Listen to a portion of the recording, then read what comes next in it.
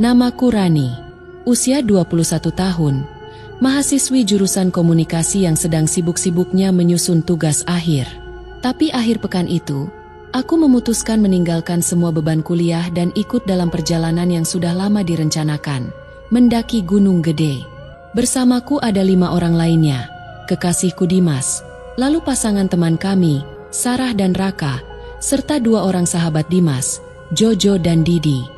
Kami semua punya pengalaman naik gunung, tapi tidak ada yang pernah benar-benar menaklukkan jalur ke Surya Kencana lewat Cibodas. Ini akan jadi pengalaman pertama untuk kami semua. Kami berangkat Jumat malam dari kampus naik minibus sewaan. Suasananya hangat dan penuh tawa. Sarah sibuk karaoke sepanjang jalan, sementara Dimas terus menggenggam tanganku dan berkata, "Kamu akan suka padang Edelweissnya. Kita berdua bakal punya momen spesial di sana." Saat itu aku hanya tersenyum. Aku belum tahu maksudnya apa. Kami tiba di base camp menjelang subuh. Udara dingin langsung menyergap begitu kami keluar dari mobil. Langit masih gelap, tapi di kejauhan kami sudah bisa mendengar desir angin dan aroma tanah lembab yang khas. Setelah mengurusi maksi dan beristirahat sebentar, kami mulai mendaki sekitar pukul 8 pagi. Jalur awal masih bersahabat, penuh tawa dan semangat. Didi yang cerewet tak henti-hentinya merekam vlog dan mengomentari tiap pohon besar yang kami lewati. Raka sempat terpeleset, membuat semua orang tertawa. Sementara aku dan Dimas menikmati setiap langkah, sesekali berhenti untuk berfoto.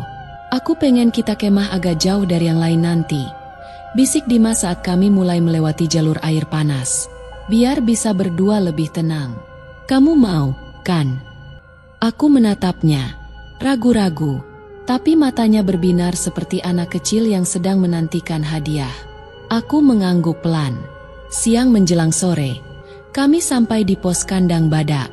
Kami istirahat cukup lama di sana, makan makanan ringan, dan mengisi ulang energi. Kabut mulai turun tipis, tapi belum terlalu pekat.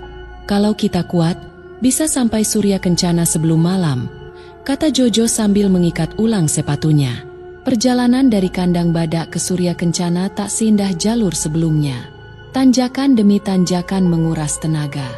Beberapa kali kami berhenti karena Sarah mulai kelelahan. Tapi ketika langkah terakhir membawaku ke bibir padang Edelweiss yang luas itu, aku tercekat. Hamparan putih kehijauan membentang sejauh mata memandang, dikelilingi kabut tipis dan deretan pohon-pohon tinggi seperti penjaga alam. Tempat itu terasa lain. Kami semua saling menatap dengan senyum takjub. Sarah langsung berseru kegirangan. Jojo memeluk Raka dan berfoto ria.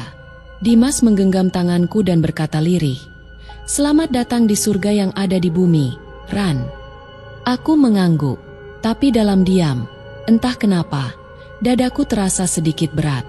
Kami mendirikan tenda di area agak ke tengah, tapi Dimas membujukku agar tenda kami agak menyendiri. "Biar tenang," katanya. Aku tak ingin mengecewakannya, jadi aku ikut. Malam itu, setelah makan malam bersama di bawah cahaya headlamp, satu persatu masuk ke tenda masing-masing. Dimas menarikku ke pelukannya di dalam tenda kecil kami. Wajahnya tampak hangat, bibirnya menyentuh keningku dengan lembut. "Tempat ini terlalu indah untuk kita lewati begitu saja, Ran. Aku ingin malam ini jadi milik kita sepenuhnya." Aku diam. Ada rasa bersalah yang tak bisa kutunjuk, tapi juga ada cinta yang sudah terlanjur besar padanya. Di luar tenda, Surya Kencana sunyi. Angin berembus pelan. Pohon-pohon tampak berdiri diam seperti sedang memperhatikan kami. Dan tanpa sadar, malam itu kami telah melakukan sesuatu yang seharusnya tak kami lakukan. Sesuatu yang diam-diam akan membuat Surya Kencana tak lagi bersahabat. Pagi itu, cahaya matahari menyusup malu-malu di balik kabut tipis yang menyelimuti padang Edelweiss. Tapi hawa dingin terasa menusuk lebih dalam dari biasanya. Aku menggeliat pelan dalam tenda, menyentuh sisi matras kosong di sebelahku. Dimas sudah tidak ada. Aku keluar dengan kepala masih pening, memandangi padang luas yang seperti tidur di bawah kabut. "Dim," panggilku pelan. Tak lama, aku melihatnya berdiri sendiri di pinggir padang, menghadap deretan pohon yang menjulang kaku. Bahunya sedikit membungkuk, seperti memanggul sesuatu yang berat. Ia bahkan tidak sadar aku mendekatinya. "Ngapain di sini dari tadi?" "Dingin, loh," ujarku sambil menyentuh lengannya. Dimas hanya menoleh sebentar. Matanya kosong. Ia tersenyum tipis, lalu berkata, "Tadi ada yang manggil namaku. Suaranya dari sana." Ia menunjuk arah hutan di seberang padang. Aku menelan ludah. "Siapa?" Dia tidak menjawab, hanya menunduk, lalu berjalan kembali ke tenda tanpa sepatah kata. Ada sesuatu yang berbeda darinya hari itu. Siangnya, kami semua berkumpul di tengah padang untuk memasak dan berfoto. Raka dan Jojo sibuk mendirikan tripod untuk vlog. Sarah mengajak kami selfie berempat. Tapi sepanjang waktu, Dimas lebih banyak diam. Wajahnya pucat, dan ia enggan menatap mata siapapun. "Lo sakit, Mas?" tanya Jojo. Dimas hanya menggeleng. Saat itulah Sarah mendekatiku, menarikku menjauh dari yang lain. "Ran, boleh nanya sesuatu yang agak sensitif?" Aku mengangguk. "Kalian tidur di spot itu ya? Yang dekat pohon besar yang tumbuh sendiri?" Aku terkejut. "Iya, kenapa?" Sarah menghela napas berat. "Aku nggak tahu kamu percaya atau enggak, tapi katanya tempat itu angker. Spot itu dikeramatkan warga lokal, tempat arwah penunggu sering muncul. Dulu ada pendaki hilang karena ngecam persis di situ, setelah katanya melanggar pantangan." Aku terdiam. Sarah melanjutkan, suaranya pelan. "Kalau kalian ngelakuin sesuatu yang gak pantas di sana, mungkin itu sebabnya Dimas jadi aneh." Aku mengalihkan pandangan. Dada ini mulai sesak. Dalam hatiku, aku ingin menyangkal. Tapi bayangan semalam, seolah menjadi beban yang tak bisa kulepaskan. Malam kedua kami di Surya Kencana tiba lebih cepat. Kabut makin tebal. Angin berembus lambat tapi dinginnya terasa aneh. Bukan dingin biasa, lebih seperti tatapan yang merayap diam-diam ke kulit. Di dalam tenda, aku dan Dimas duduk berselimut sleeping bag. Aku ingin bicara, ingin menanyakan apa yang sebenarnya ia alami, tapi wajahnya tak menyimpan kehidupan. Ia hanya menatap langit-langit tenda, lalu berkata lirih, "Mereka belum puas. Mereka belum selesai." Aku menahan napas. "Siapa, Dim?" Ia menoleh padaku perlahan. "Yang tadi malam, yang melihat kita. Mereka tidak suka." Aku menggigil. Aku tahu, ia sedang tidak mengigau. Dimas bukan tipe orang yang percaya hal-hal gaib. Tapi malam itu, suaranya begitu meyakinkan. Sekitar tengah malam, aku terbangun karena mendengar suara bisikan. Bukan dari luar, tapi dari dalam tenda. Bisikan itu menyebut nama Dimas berulang-ulang. Pelan, lirih, tapi terdengar jelas. "Dimas, Dimas, kembalikan, kembalikan." Aku memejamkan mata erat-erat, memeluk tubuh Dimas yang ternyata juga sudah terbangun dan kini menggenggam tanganku begitu kuat, seolah ia juga mendengar hal yang sama.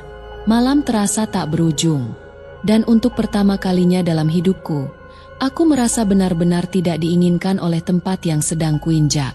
Esok harinya, sebelum sarapan, aku berjalan sendiri ke arah pohon besar tempat kami kemarin menginap.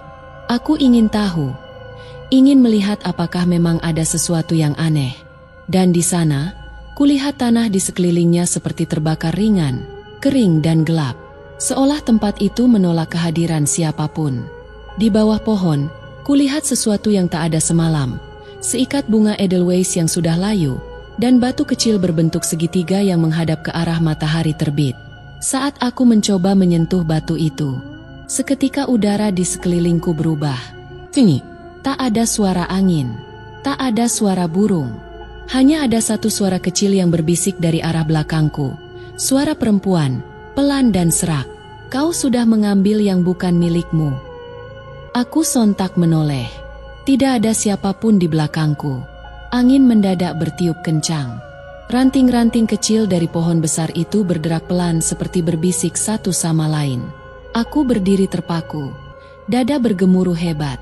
Nafasku pendek, telingaku panas. Seolah tubuhku menolak keberadaanku sendiri di sana. Langkah kakiku berat saat kutinggalkan tempat itu dan berlari kembali ke tenda. Pagi itu, rencana awal kami adalah bersiap turun dari Surya Kencana. Tapi kabut mendadak datang lebih tebal dari biasanya. Arah mata angin terasa berubah. Kompas milik Jojo bahkan sempat bergerak liar saat kami coba memastikan arah. Kayaknya kita tunggu reda aja deh, usul Raka. Aku tak banyak bicara. Kepalaku masih dipenuhi suara aneh itu. Dimas duduk di luar tenda, menatap langit yang tak pernah benar-benar terang. Pandangannya kosong, tapi bibirnya bergerak, seperti berbicara sendiri. Aku mencoba mendekat. Dim, kamu ngomong sama siapa? Ia menoleh pelan. Dia ada di sana, ujarnya sambil menunjuk ke pepohonan. Siapa? Dimas tak menjawab. Ia justru berdiri dan berjalan ke arah yang ditunjuk. Aku buru-buru menarik tangannya. Kamu jangan aneh-aneh. Tapi ia menatapku dengan pandangan asing, seolah aku orang lain. Lalu ia tersenyum tipis. Rani, kamu gak denger ya? Dia manggil-manggil aku dari tadi. Katanya aku harus ikut. Siangnya, salah satu dari kami, Jojo, sempat menghilang selama hampir 1 jam. Kami panik. Semua berteriak memanggil-manggil namanya. Lalu, entah dari mana, Jojo muncul dari balik kabut, berjalan pelan tanpa suara. Bajunya basah, dan matanya seperti tidak mengenali kami. Lo dari mana aja, Jo? Tanya Sarah sambil memeluknya. Tapi Jojo hanya diam. Ia memejamkan mata, lalu berkata, aku tadi dengar kalian manggil. Tapi kok suaranya beda, kayak berat. Apa maksud lo? Tanya Raka curiga. Jojo membuka matanya dan berbisik pelan. Kalian semua manggil namaku, tapi suaranya kayak bukan suara manusia. Raka langsung menatapku. Wajah kami sama-sama berubah. Malamnya, suasana tenda jauh berbeda dari malam-malam sebelumnya. Tak ada candaan, tak ada cerita lucu. Hanya suara angin yang menelusup pelan di antara tenda-tenda yang berdiri tegak seperti kubah sunyi. Aku berbaring di dalam tenda bersama Dimas, yang kini nyaris tak bicara. Matanya menatap kosong ke atas, seolah ada sesuatu di luar yang terus diperhatikannya. Lalu ia berkata, lirih, Ran, kalau besok aku nggak bangun, kamu jangan nyari aku. Aku terperanjat. Apa maksudmu? Jangan ngomong sembarangan. Tapi Dimas tidak menjawab. Ia hanya memejamkan mata, menarik sleeping bag-nya lebih rapat, dan berbalik menghadap dinding tenda. Aku ingin menangis. Sesuatu sedang berjalan tak beres. Dan semua ini terasa seperti harga dari kesalahan yang kami buat di malam pertama. Sekitar tengah malam, aku kembali terbangun karena suara. Bukan suara bisikan kali ini, tapi suara langkah. Langkah-langkah ringan yang berjalan melingkari tenda kami. Aku menahan napas. Dimas masih tertidur, tapi langkah itu terdengar jelas. Dan tiba-tiba suara itu berhenti tepat di depan pintu tenda. Aku berani mengintip sedikit lewat celah resleting yang kubuka pelan-pelan. Tak ada siapapun di luar. Tapi saat aku menoleh ke arah Dimas, aku terperanjat. Matanya terbuka lebar, menatap ke arah langit-langit tenda. Ia berbisik lirih. Itu dia, yang dari tadi manggil aku. Aku buru-buru memeluk tubuhnya. Dimas, tolong, jangan pergi. Pagi harinya, Dimas tidak ada di dalam tenda. Sleeping bag-nya kosong. Kepanikan menjalar begitu cepat. Aku berlari keluar, memanggil-manggil namanya dengan suara tercekat. Teman-teman lain ikut membantuku mencari, tapi hasilnya nihil. Tak ada jejak kaki, tak ada tanda-tanda ia keluar tenda. Lalu, beberapa menit kemudian, Dimas muncul sendiri dari balik kabut, berjalan pelan dengan kaki terhuyung, wajahnya pucat dan penuh debu. Aku langsung memeluknya. Kamu kemana aja? Tapi yang membuatku dan yang lain gemetar adalah jawabannya. Semalam aku diajak keliling, sama mereka. Sarah bertanya pelan. Sama siapa? Dimas menatap kami satu persatu dengan sorot mata yang sudah tak sama. Sama, yang tinggal di padang ini. Dan sejak hari itu, kami sadar satu hal, Tempat ini tak ingin kami turun dengan selamat. Kabut semakin tebal, seperti tirai putih yang menelan seluruh surya kencana. Waktu terasa melambat. Jam tangan kami menunjukkan pagi, tapi langit tetap kelabu. Tak ada sinar matahari, tak ada bayangan. Hanya warna putih dan abu-abu yang menyelimuti segalanya. Kami sepakat untuk segera turun. Tak ada yang lagi bercanda, tak ada yang mengeluh. Semua diam, wajah tegang, langkah cepat. Dimas berjalan paling belakang. Ia tak banyak bicara, hanya menunduk dan mengikuti jejak kaki kami. Tapi aku bisa merasakan sorot matanya, seolah ia masih menatap sesuatu di antara kabut. Kami mengikuti jalur yang sudah ditandai semalam. Tapi anehnya, setelah hampir 1 jam berjalan menurun, tiba-tiba kami kembali melihat tenda kami sendiri. "Ini, kok kita balik lagi ke tempat semula?" tanya Raka dengan suara gemetar. Jojo membuka GPS-nya. Titik lokasi kami tidak bergerak. Kompas pun berputar tak karuan, seolah tak tahu arah utara. "Kita barusan jalan melingkar," tanya Sarah. "Tapi jelas tadi kita udah turun." Aku menatap ke sekeliling. Semua tampak sama. Tak ada perubahan. Tak ada ciri. Padang itu seperti menelan kami dan memutarnya kembali ke titik awal. "Tempat ini muter-muterin kita," bisik Jojo. "Kayak labirin gaib." Kami mencoba lagi. Kali ini dengan menandai pohon-pohon yang kami lewati dengan tali rafia. Kami berjalan lebih pelan, lebih fokus, mengikuti pola tanjakan dan turunan. Beberapa kali kami menemukan jalur air yang terasa familiar. Tapi setiap kali merasa mendekati pintu keluar, kabut semakin tebal, dan langkah kami selalu berujung di tempat yang sama. Surya kencana berubah menjadi ruang tanpa arah. Saat malam menjelang, semua mulai kehilangan harapan. Sarah menangis. Raka hanya duduk diam memandangi tanah.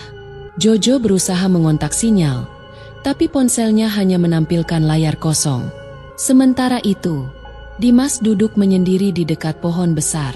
Wajahnya semakin pucat, napasnya pendek, matanya kosong, seperti sudah tak tinggal jiwanya di sana. Aku mendekatinya. "Kamu kenapa?" Ia menatapku sebentar, lalu berkata pelan, "Aku ngerasa ada yang ngikutin kita terus. Tapi bukan satu, banyak. Mereka semua diam nunggu."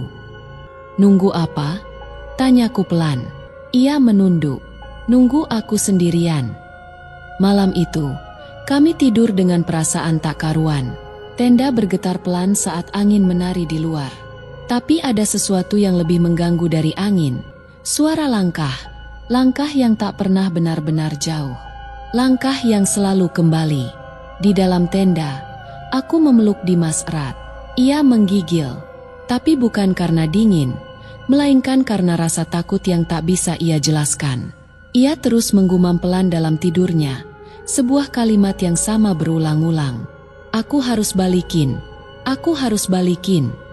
Pagi ketiga di Surya Kencana, kami kembali mencoba turun. Tapi kini, setiap arah yang kami ambil terasa salah. Bahkan Jojo mulai panik. "Ini gunung atau penjara?" bentaknya. Kami berhenti sejenak di sebuah bukit kecil di ujung padang. Dari sana, kami bisa melihat padang luas yang membentang. Tapi dari sudut manapun, tenda kami selalu terlihat. "Kita nggak kemana-mana," gumam Raka. Dan di tengah kekacauan itu, aku mendapati Dimas berdiri sendirian, kembali menghadap hutan.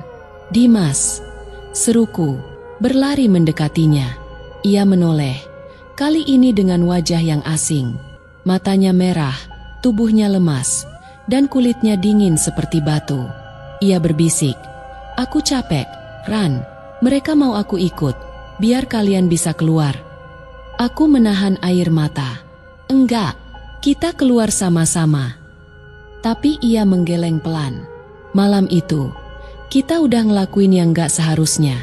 Dan sekarang aku harus bayar." "Bayar apa?" "Dim, ini bukan salah kamu sendiri. Aku juga ikut," seruku sambil menggenggam tangannya. Ia menatapku dengan tatapan hampa. "Tapi aku yang minta. Aku yang maksa." Seketika, Angin bertiup lebih kencang. Kabut menyapu wajah kami. Suara bisikan kembali terdengar, tapi kali ini lebih banyak, lebih berat, seperti gema dari banyak mulut tak terlihat. Balikan yang telah diambil. Aku menutup telinga. Berhenti. Kami nggak tahu apa yang kalian maksud. Tapi Dimas berdiri tegak, menatap pohon tua itu, dan berkata, "Aku tahu." Sore itu, Dimas mulai berjalan pelan ke arah tempat kami pertama kali berkemah. Tempat semuanya bermula. Aku ingin mengikutinya, tapi langkahku terasa berat. Kaki ini seperti ditahan sesuatu yang tak kasat mata. Dan di kejauhan, samar-samar, kulihat sosok putih berdiri di antara Edelweiss, memandangi Dimas yang semakin menjauh. Waktu seolah berhenti, dan aku sadar, malam ini akan jadi penentuan. Dimas terus berjalan menuju pohon tua itu, tempat kami pertama kali mendirikan tenda secara terpisah. Tempat yang kini tak lagi terasa seperti bagian dari bumi, lebih mirip gerbang ke dunia lain. Udara di sekitarnya dingin menusuk, tapi Dimas tetap melangkah, seolah tubuhnya sudah tidak lagi dikendalikan oleh kehendaknya sendiri. Aku mencoba menyusulnya, tapi langkahku berat, seperti ada yang menggenggam pergelangan kakiku dari dalam tanah. Setiap kali aku paksa, kakiku terasa seperti ditarik ke dalam lumpur halus tak terlihat.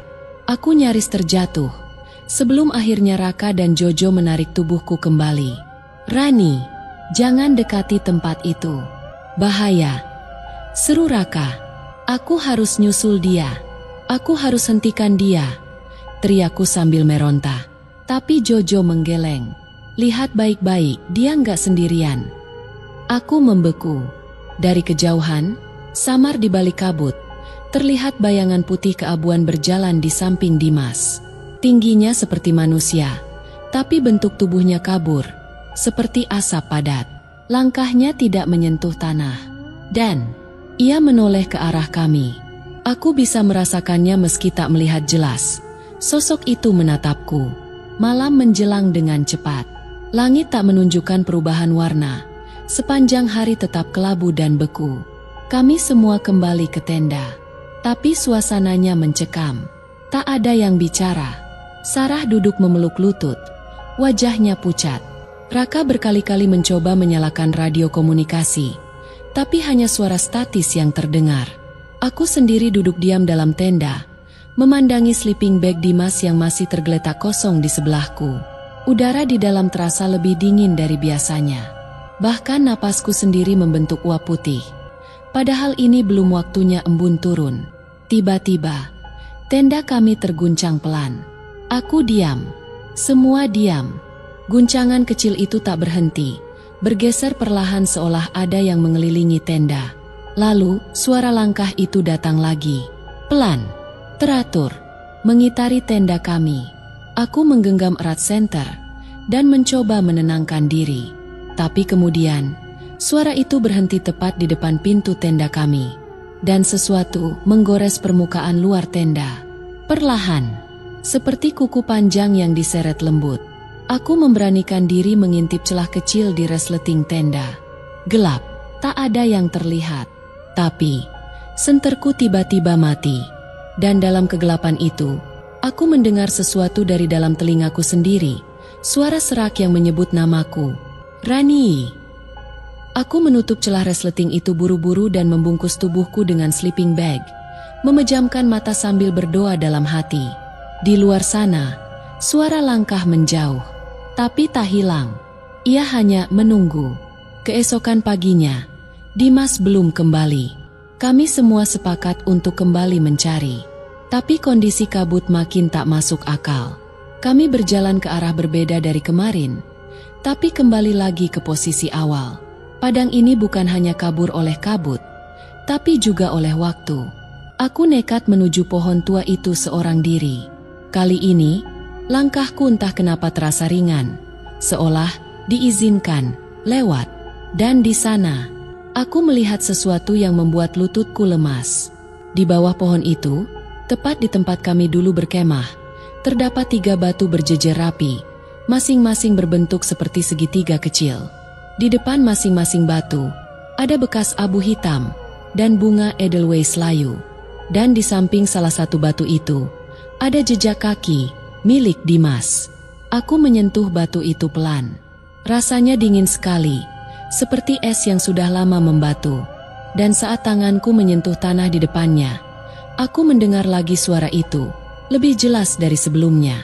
Kembalikan yang diambil, tinggalkan yang dipinjam, atau semuanya akan kami simpan. Aku menatap sekeliling. Tak ada siapa-siapa. Tapi aku tahu, suara itu nyata. Dan di saat yang sama, terdengar teriakan dari arah padang. "Rani! Rani, sini cepat!" Itu suara Sarah. Aku berlari. Dan saat aku sampai di lokasi, aku melihat Jojo dan Raka berdiri membeku. Wajah mereka pucat. Sarah menangis. Mereka menunjuk ke semak-semak. Dan di sana, jaket milik Dimas tergantung di dahan kecil. Kering, rapi, seolah baru saja diletakkan seseorang. Dan di bawahnya, ada telapak kaki tanpa jejak lain di sekitarnya. Satu jejak, menghadap ke hutan. Aku menatap jaket itu lama sekali. Lalu aku berkata lirih, kalau mereka minta dikembalikan, aku akan kembali ke tempat itu malam ini. Sarah menoleh. Kamu mau apa, Ran? Aku mau minta maaf untuk semuanya. Tak ada yang berani melarangku. Bahkan Jojo dan Raka hanya terdiam saat aku berkata akan kembali ke tempat kami pertama kali menyendiri. Tempat aku dan Dimas melanggar batas yang tak terlihat. Sarah memelukku erat sebelum aku pergi. Kamu yakin mau ke sana sendirian? Aku mengangguk. Kalau ini memang harga yang harus aku bayar, biar aku saja. Di tanganku, aku membawa dua benda. Jaket milik Dimas, yang kutemukan tergantung seperti dipajang oleh tangan tak kasat mata, dan kalung perak pemberian ibunya, yang sejak awal selalu kupakai di bawah jaket. Langkahku berat menyusuri kabut senja. Matahari tak terlihat, tapi langit mulai menggelap perlahan. Udara makin dingin, dan padang Edelweiss seperti berubah jadi laut sunyi yang luas. Tak ada ujung, tak ada batas, hanya putih dan bayang-bayang samar. Aku sampai di pohon tua saat langit benar-benar muram. Tempat itu sepi. Angin seolah berhenti berhembus. Di bawah pohon itu, aku meletakkan jaket Dimas dan kalung itu perlahan di atas batu kecil yang sebelumnya kutemukan. Aku duduk bersila di depannya, memejamkan mata. Maafkan kami, bisikku. Kami tidak tahu tempat ini dijaga. Kami datang hanya ingin menikmati alam. Tapi kami ceroboh, kami tamak dan aku terlalu mencintainya sampai mengabaikan rasa hormat. Air mataku mulai jatuh, tapi aku biarkan. Kalau harus ada yang tinggal, biarlah aku. Tapi biarkan dia kembali. Biarkan Dimas pulang. Aku tetap duduk di sana, menunggu malam turun sepenuhnya. Kabut perlahan merapat, membungkus pohon dan sekitarnya. Suhu makin dingin. Ujung jari tanganku mulai mati rasa. Tapi aku tak bergerak. Di kejauhan, terdengar suara samar, langkah kaki di rumput basah. Aku membuka mata, dan kulihat mereka. Siluet-siluet putih muncul di balik kabut, perlahan-lahan mendekat. Tubuh mereka samar, seperti terbuat dari kabut itu sendiri. Tak punya wajah, tapi punya bentuk. Ada yang tinggi, ada yang kecil. Mereka berbaris, seperti rombongan. Mereka mengelilingiku, tapi tak satu pun menyentuh. Aku gemetar. Lalu salah satu dari mereka melangkah ke depan. Sosoknya lebih tinggi dari yang lain. Ia berdiri di depanku, diam. Lalu, kalung perak itu terangkat sendiri, melayang pelan, lalu mendarat kembali di atas jaket Dimas, seperti diterima atau dikembalikan. Dan entah dari mana, suara berat dan dalam terdengar di dalam kepalaku, bukan dari luar, tapi langsung menghantam isi hatiku. Kau menyesal, dan kau telah mengembalikan yang kami titipkan. Tapi ingat, yang diambil tidak selalu bisa kembali sama. Air mataku mengalir. Aku mengangguk. Aku terima asalkan dia bisa pulang. Sosok itu perlahan memudar. Lalu satu persatu bayangan lainnya juga lenyap, menguap menjadi kabut. Suara angin kembali muncul perlahan. Udara jadi lebih hangat. Dan dari kejauhan, aku mendengar suara. Suara yang sudah beberapa hari hilang. Rani. Aku berdiri, mataku menyapu padang. Dan di sana, berjalan pelan dari balik kabut. Dimas, tubuhnya lemas, bajunya compang-camping. Tapi matanya kembali mengenaliku. Aku berlari ke arahnya. Ia jatuh ke pelukanku. Tubuhnya dingin seperti baru keluar dari air es. Aku balik, bisiknya lemah. Aku hanya mengangguk, tak bisa berkata apa-apa selain menangis. Kami duduk bersandar di bawah pohon tua itu. Berdua, diam, memandangi langit malam yang mulai menunjukkan bulan sabit kecil di sela kabut. Dan untuk pertama kalinya dalam beberapa hari terakhir, aku merasa tempat ini memberi kami izin untuk pulang. Pagi itu, langit tampak sedikit lebih bersahabat. Kabut masih bergelayut, tapi lebih tipis. Cahaya matahari menembus samar-samar, memberi kami arah dan harapan. Dimas duduk bersandar di batang pohon. Wajahnya masih pucat, tubuhnya lemah seperti habis dari demam panjang. Tapi matanya kini kembali jernih. "Terima kasih, Ran," ucapnya pelan. "Kalau kamu gak nekat semalam, mungkin aku gak akan bisa kembali." Aku menggenggam tangannya. "Jangan bilang apa-apa dulu. Kita pulang dulu. Nanti kita bicarakan semuanya setelah selamat." Raka, Sarah, dan Jojo muncul dari kejauhan begitu melihat kami. Sarah langsung berlari dan memelukku sambil menangis. "Kami kira kamu juga hilang," serunya. Aku hanya mengangguk pelan. Tak ada kata-kata yang bisa mewakili apa yang sebenarnya terjadi semalam. Kami mulai bersiap turun. Berbeda dari hari-hari sebelumnya, jalur pendakian kini terasa lebih jelas. Tanda-tanda alam yang kemarin menghilang kini perlahan kembali. Ranting patah, batu penanda jalur, suara burung-burung hutan. Kami semua berjalan perlahan, hati-hati. Dimas digandeng bergantian karena masih sulit berjalan sendiri. Tapi langkah kami teguh, seolah gunung sudah tidak lagi menahan kami. Hingga akhirnya, di tengah perjalanan menuju pos kandang badak, kami bertemu dengan tim SAR. Mereka sudah mencariku dan Dimas sejak 2 hari lalu karena laporan teman kampus yang tidak mendapat kabar. Kami semua langsung dibawa ke pos pemeriksaan untuk pengecekan medis. "Kalau terlambat 1 malam lagi," kata salah satu anggota SAR, "mungkin kalian harus dibawa turun pakai tandu." Aku menunduk, menahan air mata. Dalam hati, aku tahu bukan sekadar cuaca buruk atau tersesat yang menahan kami di Surya Kencana. Ada sesuatu yang lebih tua, lebih sunyi yang menagih pertanggungjawaban dari keangkuhan manusia. Setelah beristirahat 1 malam di pos pendakian, kami bersiap pulang ke kota. Sebelum berangkat, aku kembali ke pos registrasi untuk menyerahkan kembali kalung Dimas yang sempat tertinggal dalam tas saat turun. Tapi saat aku meletakkannya di meja, petugas jaga berkata sambil menatap heran, "Ini dari mana, Mbak?" Aku menjawab, "Kalung itu dari ibunya Dimas." "Kenapa?" Petugas itu menghela napas. "Soalnya, 2 tahun lalu, kami nemu pendaki yang hilang dan gak selamat di Surya Kencana. Kalungnya persis begini." Aku terdiam. Ia menambahkan, "Kadang, mereka yang hilang di sana gak sepenuhnya pergi. Kadang mereka kembali lewat orang lain." Di perjalanan pulang, Dimas tidur di pundakku. Tapi di tengah lelapnya, ia sempat bergumam, dengan suara yang berbeda, lebih berat, lebih tua. "Terima kasih sudah mengembalikan yang jadi milik kami." Aku menoleh cepat, tapi Dimas tetap terlelap. Wajahnya tenang. Aku menatap keluar jendela mobil yang perlahan meninggalkan hutan gunung. Langit sore memerah, dan bayang-bayang pepohonan seperti melambai pelan. Seolah mengatakan, "Pulanglah, tapi jangan pernah lupa." Sudah 2 minggu berlalu sejak kami turun dari Gunung Gede. Secara fisik, kami semua selamat. Tak satu pun dari kami yang dirawat lama di rumah sakit, meskipun Dimas sempat mengalami hipotermia ringan dan kesulitan tidur. Tapi yang tidak terlihat jauh lebih membekas daripada luka luar.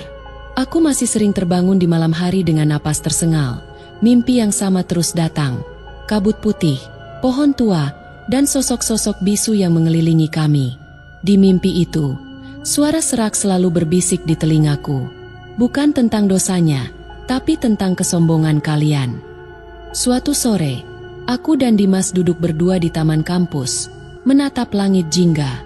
Angin sore berembus tenang, membawa aroma tanah dan rumput. Tapi tak ada satupun dari kami yang tertawa seperti dulu. Aku belum sepenuhnya percaya kita selamat, katanya lirih. Aku mengangguk pelan. Tapi kita bukan pulang sebagai orang yang sama, Dim. Ada bagian dari kita yang ditinggal di sana. Dimas menoleh padaku. Kamu nyesel?